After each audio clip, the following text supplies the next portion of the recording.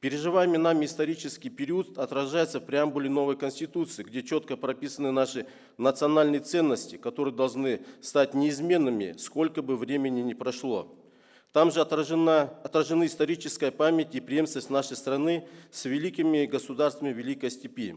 Новая Конституция закрепляет труд как право и ценность, а социальную защищенность работников как обязанность государства.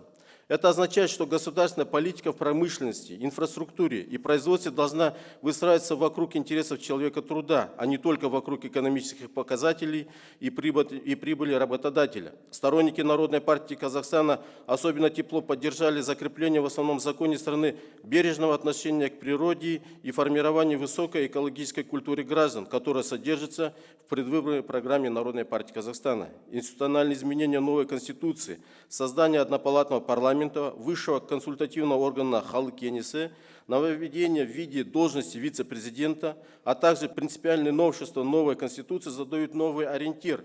Государство теперь строится на служении гражданам, а не только на администрировании процессов.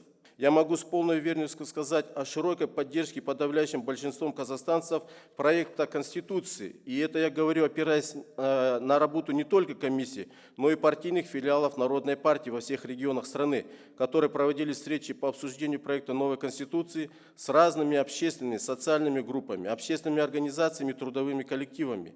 В Мажилисе парламента фракция Народной партии Казахстана провела расширенное заседание с участием всех филиалов партии, экспертов, представителей научного и юридического сообщества, предпринимателей, неправительственных организаций. На заседании приняло участие порядка 100 человек и была высказана единодушная поддержка проекту новой Конституции. С полным основанием можно констатировать, что проект новой Конституции – это продукт единства и сплоченности народа, который, осознавая свое прошлое и понимая настоящее, принял решение о будущем новом облике Казахстана.